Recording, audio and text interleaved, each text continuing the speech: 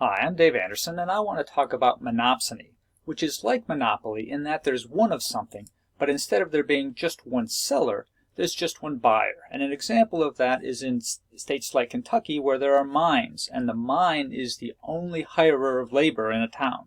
There are also a lot of situations where there might not really be just one buyer, but there might be a small number of buyers, and so you have some monopsony power, just like there is some monopoly power, some market power, in towns where there might not just be one seller of something, but there's a small number. So let's contrast a monopsony with perfect competition so we see the differences. In a perfectly competitive labor market, the market supply and demand determine the market wage, and each firm is too small to affect the market on its own. It takes the market wage as given and hires until the demand curve for labor, which reflects the marginal revenue product of labor, intersects the horizontal supply curve for labor, which tells us the marginal factor cost, which is the additional cost of hiring one more worker. When one more worker would cost more than the contribution of that worker, the marginal revenue product, the firm will stop hiring. So it hires L-star workers. Now, in a monopsony, it's different because one firm faces the entire market supply curve. So the firm in the monopsony faces a labor supply curve that looks like this. Let's think about what the marginal factor cost looks like when a firm faces an upward sloping labor supply curve. Consider a situation where a firm is paying $10 an hour and hiring 3 workers.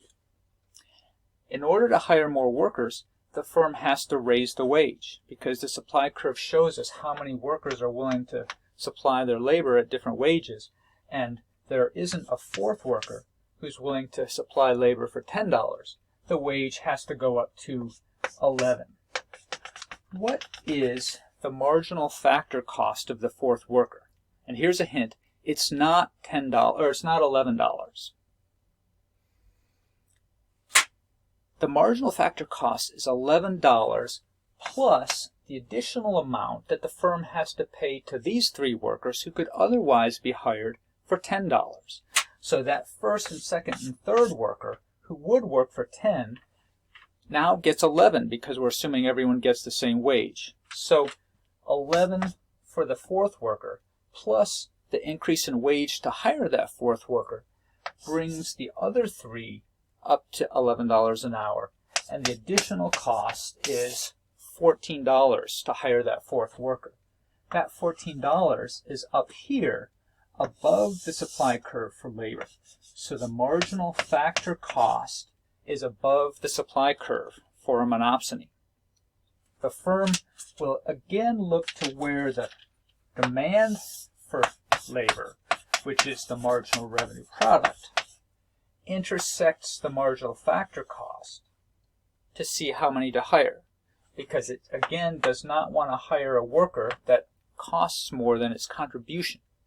So L star would be the number of workers hired, because any additional worker costs more. The marginal factor cost, the additional cost of hiring that worker, exceeds the contribution, the marginal revenue product of that worker. So you want to stop here. If you're below L star, another worker would contribute more than the additional cost of another worker, so you want to keep going.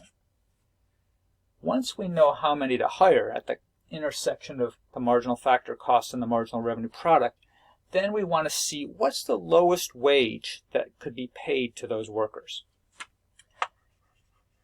That supply curve shows the lowest wage that could be paid.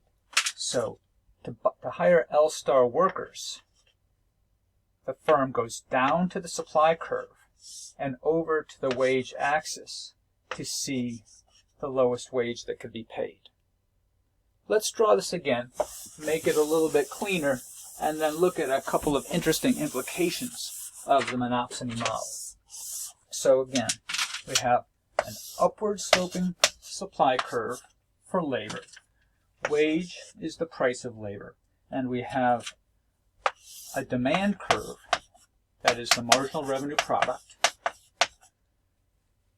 the marginal factor cost is above the supply curve, because in order to hire more workers, the firm must pay all the workers more.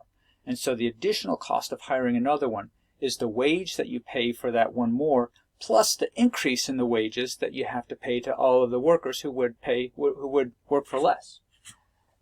They hire where the marginal factor cost intersects the marginal revenue product, go down to the labor axis to see the quantity of labor hired, and go to the supply curve at that quantity of labor to see the wage that would be paid.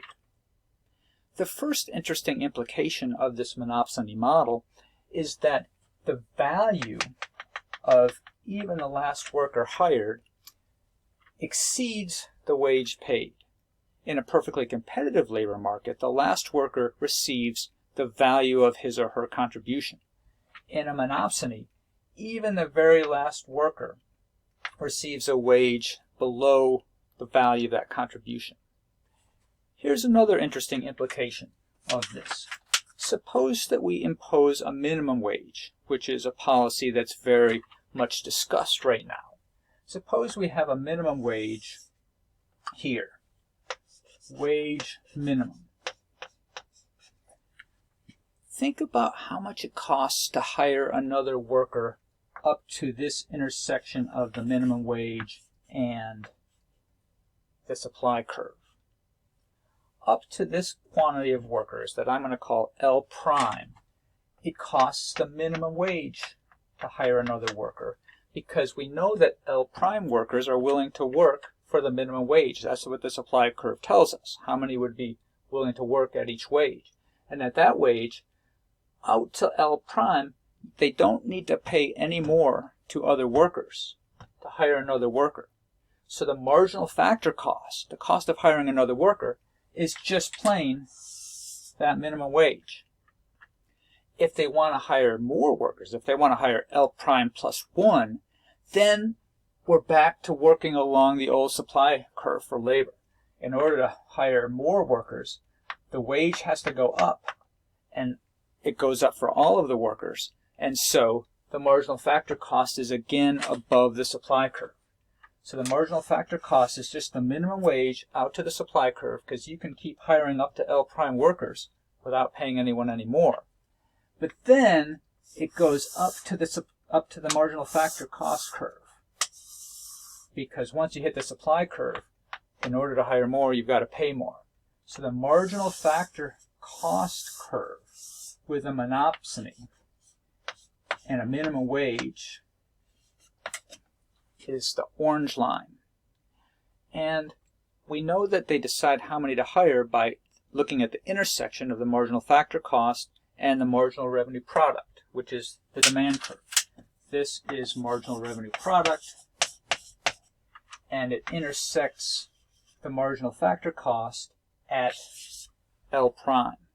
So with the minimum wage, the firm, when it's a monopsony, actually hires more workers at a higher wage.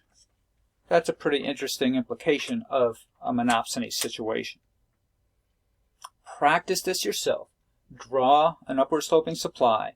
Think about and calculate how much it would cost to hire one more worker, factoring in the fact that you have to pay all the workers that new higher wage when you're hiring more workers. Draw that marginal factor cost above supply. Draw in a downward sloping marginal revenue product or demand curve. See how many they'll hire. See what they'll pay down on the supply curve at that quantity. And you'll see this is a pretty cool model with some pretty interesting implications. Best wishes to you.